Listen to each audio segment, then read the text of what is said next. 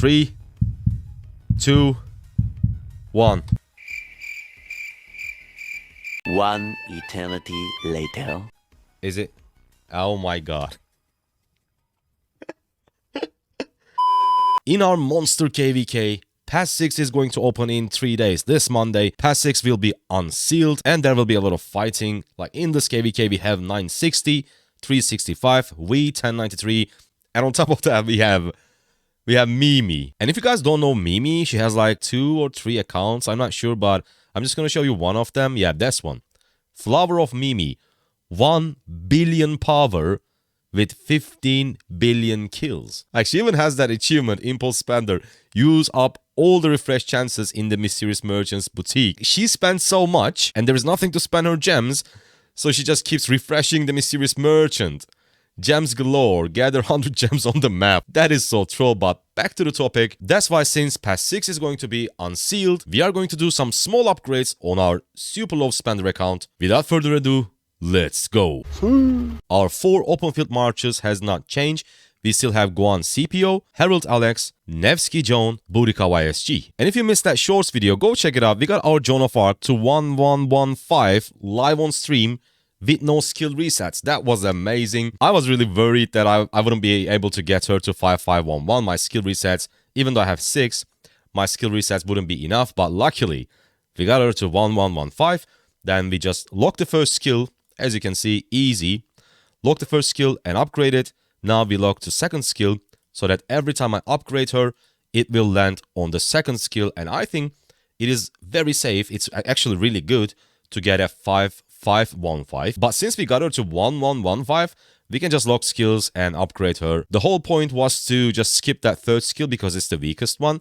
And we managed to do it. Now, Boudica. Last KvK, I got her to 5551. And I told you guys on that last KvK months ago, I will have her expertise for the next KvK. And that's what I'm going to do. I'm going to expertise my Boudica real quick. I have enough sculptures. And since Patch 6 is going to be unsealed in just 3 days, there's no point of waiting because there won't be any Boudica Wheel of Fortune events. If we had more time, I would definitely wait to see, like, if we get a Boudica Wheel of Fortune, this means I would spend less universal sculptures on her. But since we are not going to get it, we are going to spend universal legendary commander sculptures on Boudica. Let's go. 5554. Last skill, upgrade, confirm, boom. Expertise attained. Where you at? Show me. There we go. Expertise attained. Rage of the Iceni.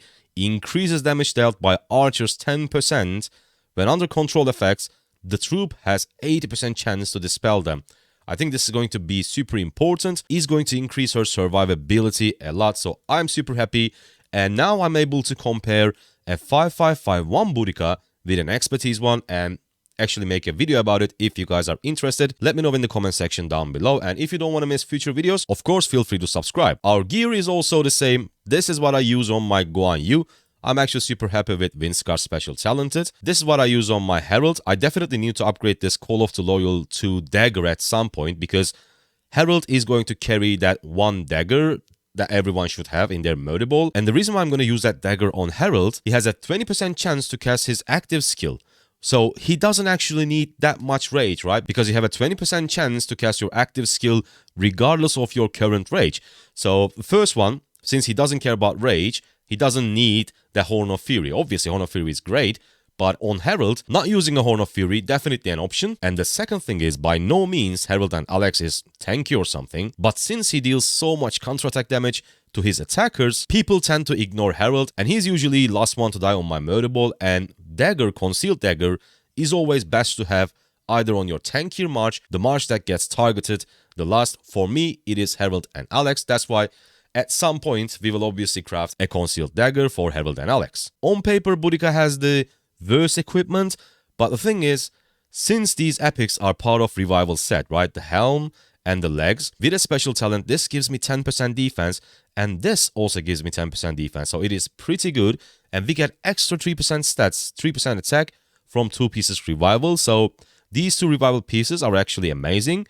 Golden Age, again, 17% defense, 7.5% health on flame threats. So even though when you first look at it, it looks really worse compared to our Herald, compared to our Guan Yu, Nevsky, etc.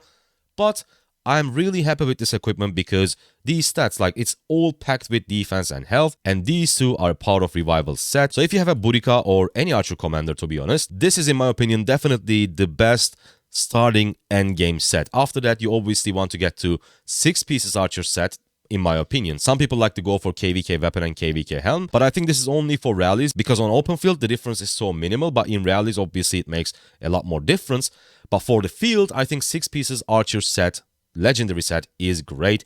Next to upgrades, I will probably keep the Revival helm and Revival greaves and just upgrade it to 4 pieces, get the legendary weapon, get the legendary boots, and get to 4 pieces for extra 3% skill damage. Now it's time for a Horn of Fury craft for our Nevsky, and for that, we are gonna jump into our latest live stream. Let's go. 3, 2, 1. I think I clicked on it. Rip. Nah, rip. Oh! Why did I even start the stream? I was going to sleep. It's almost like 2:30 a.m. here. Yep, unfortunately, rest in peace, Horn of Fury, but this is our equipment on Nevsky. We are missing the legendary weapon, but it is okay. Heart of the Saint is also a really, really good epic piece. So these are the marches and equipment that we are going to use while we are fighting those massive players. Next up, we have formations. This shouldn't be any surprise to you. I'm using wedge formation on all my 4 marches, and on Nevsky we have 4.2% cav defense, 3.6% cav health, 2% movement speed, and all damage 0.5%. I don't have any armaments. That's for wedge formation with better cavalry stat than these 4. That's why this is what we're gonna use. Actually, let me do the travels real quick with our fresh Boudica and see if we can get a legendary armament with all cavalry with an inscription for wedge formation. Let's go. Come on. I had the cinematic. Like, why? Just do a little scene and that's it. Why this is like 20 seconds cinematic? Look at that. Troop load, siege attack, and damage reduction versus barbarians. Like, all that trouble, that clicking for that. Come on, one more Boudica, please. Oh man, that was so unlucky. Whatever. So, we cannot change our armaments. So these are the formations and armaments that we are going to use. As I said, I'm using wedge formation on my all 4 marches. That one is actually really good in my opinion. 6% infantry defense, 2.3% health, march speed almost 2%, and all damage 0.6%. On Herald, it's not that great. As you can see, all blue, just a little bit of stats. I think it's in total like 6, it's not even 6%. And on my Boudica, even though we have 2 blues here, look at that, 3.8% attack, 4.7% defense, 1.7% health, and on top of that we have 0.6% all damage. So Boudica definitely has the best armaments, and hopefully it will let her survive a bit longer on the field because she deals so much damage. She has a super nice debuff, extra 35% increased skill damage taken by the target. So I would love it if Boudica can survive a bit longer. Our city skin is Twilight Falls, extra 5% skill damage because obviously all 4 marches deals crazy amount of skill damage. And our civilization is still Vikings because I'm using 2 infantry marches. That's the first thing. And the second one is counterattack damage by 3% is really good for all marches. So it's a universal buff. And here you can find our Season of Conquest, because if you guys don't know, obviously this is a Season of Conquest KvK and we have something called Crystal Tech. If you want to know the best Crystal Tech upgrade order, make sure to watch this video. I see you on that one. Bye.